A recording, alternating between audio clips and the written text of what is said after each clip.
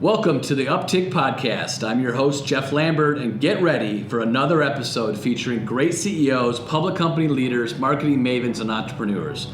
That's what's up.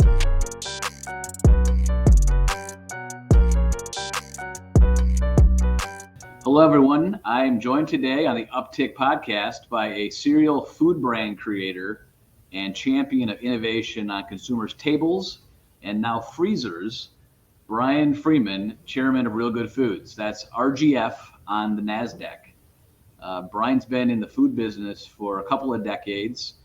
He's much younger than me, but been working on a lot of really interesting stuff. His newest creation, Real Good Foods, started in 2016, public in fourth quarter of 2021. Really excited to have you on, Bryan. I got to tell you, between the ice cream, I got chicken cordon bleu. The lasagna is my favorite. I mean, this is a pretty good story. It feels like, but talk to me about the challenge of overcoming the stigma, perhaps, of the frozen food category and how you're really doing it in the better for you space. Yeah, Jeff, great to be here and looking forward to the opportunity of speaking with you and your audience. You're exactly right. I mean, the frozen food business and category in general it's kind of like going back in time by like 20 years or something. Loaded with carbohydrates, not really that good for you. And when the company got started, the premise was very simple, and our mission has stayed the same ever since. It's like, how do we create our favorite foods, the foods that you and I are not going to stop eating, Italian food, enchiladas, ice cream. How do we make something delicious, but take the sugar and carbohydrates out and put protein in its place? And we knew that if we could do that, we'd have a business that would grow very quickly and be really successful. And in so doing, we'd have a huge impact on America and hopefully one day the world. I mean, when you look at obesity rates, when you look at, a third of the U.S. population is either diabetic or pre-diabetic, and it's coming for all the carbohydrates and grains that we were told 20 years ago to start eating. Right. I don't know about you, but when I went to college, I was told eat a bowl of pasta, and that's healthy. Carbo load, right? Carbo load. That's right. And so, I'm really proud of the business and the group of innovators that have figured out, as an example, with our enchiladas, we've figured out how to make a tortilla out of chicken, right? So take out the grains and flour and put nutrition in it, and we're winning. And, the business has more than doubled over the last year. And on last quarter's guidance, we raised guidance for 2022 to 150 to 160 million in revenue. And, it's really just a dedicated group of folks that are committed to the mission. So certainly the progress has been great, and more to come. I think what's really interesting is to be able to do that in a package that really is not just in the frozen aisle, but ubiquitous anywhere consumers shop. And it seems like you really jumped in pretty quickly and got those. I think you guys are close to 20,000 doors now. Talk to me about how you got out in the world and got the brand known.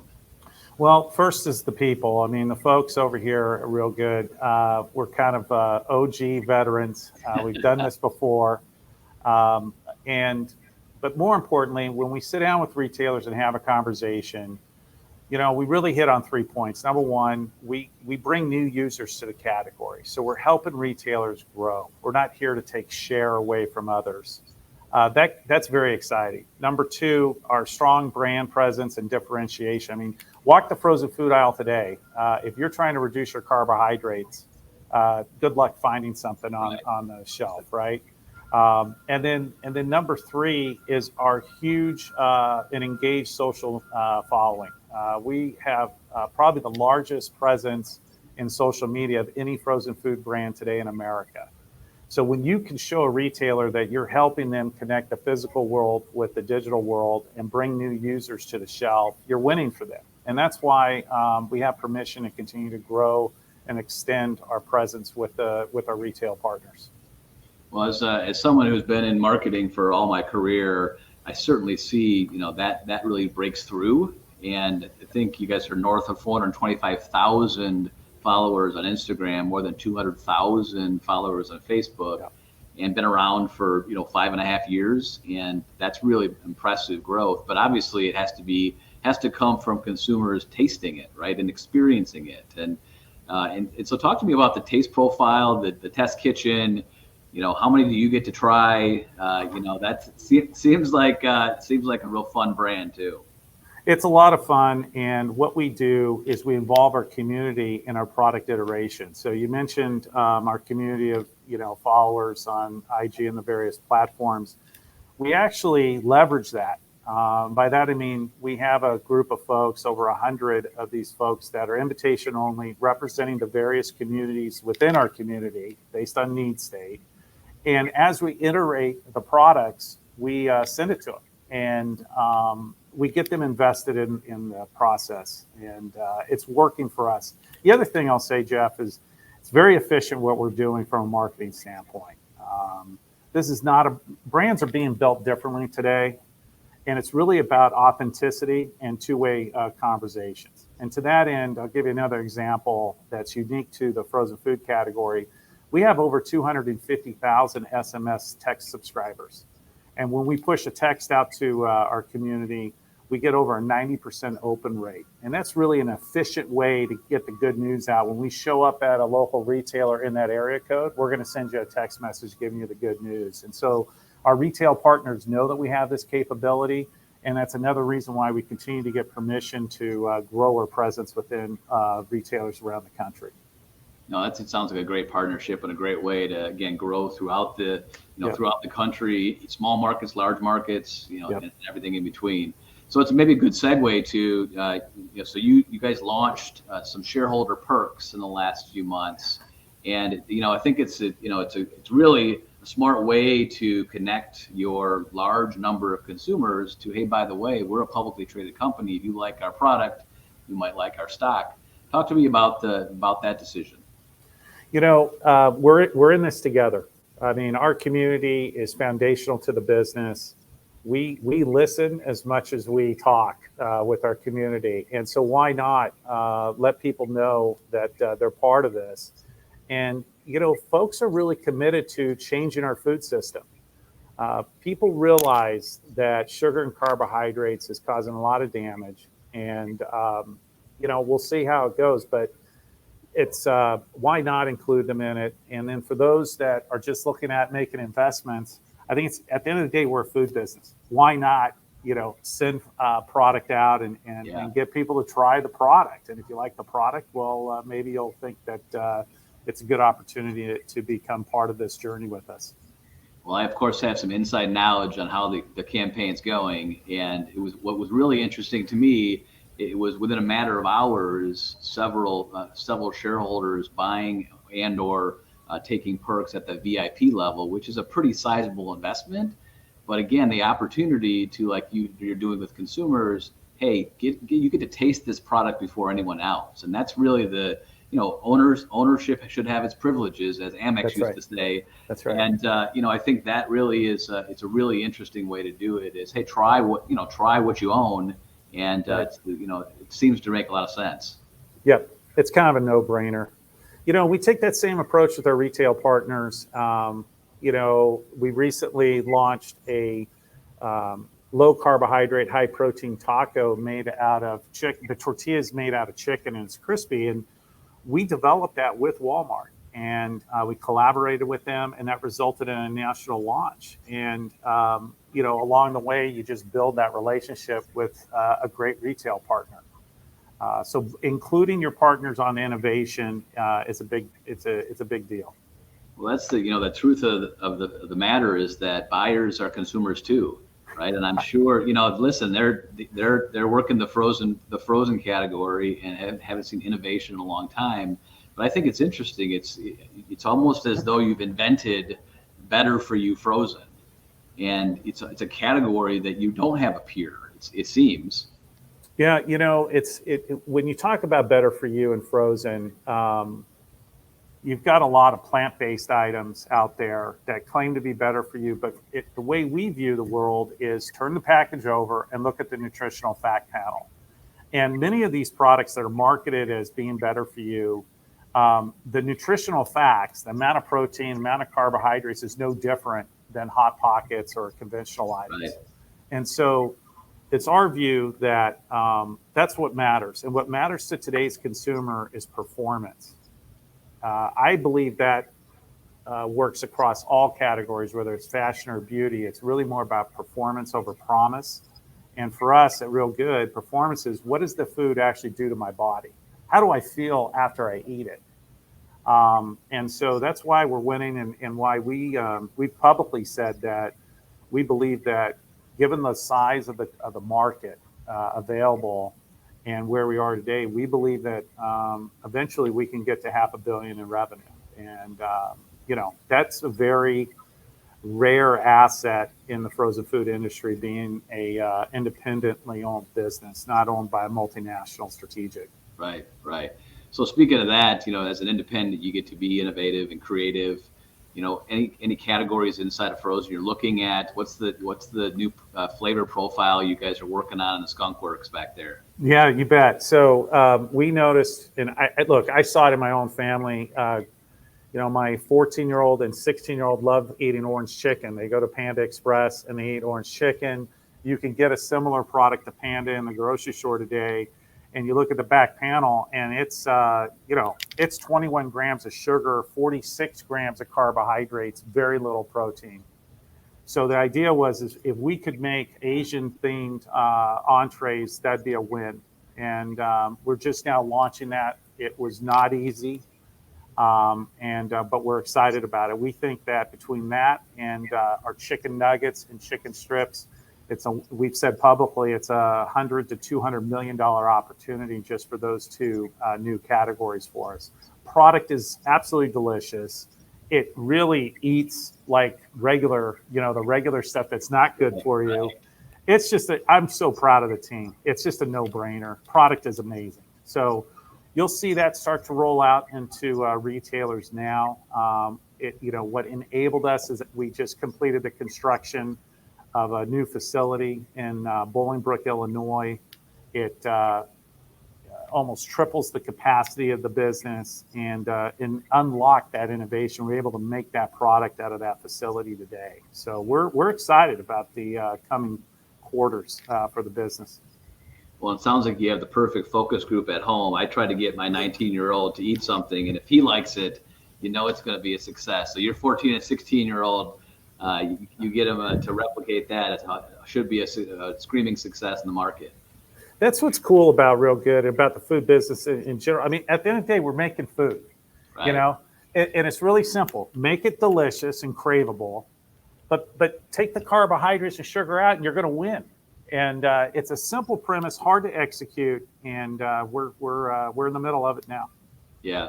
So speaking of execution, you've got major retailers, Costco, Walmart, Target, et cetera, and they're obviously going to be pulling you into markets outside the U.S. They have great distribution.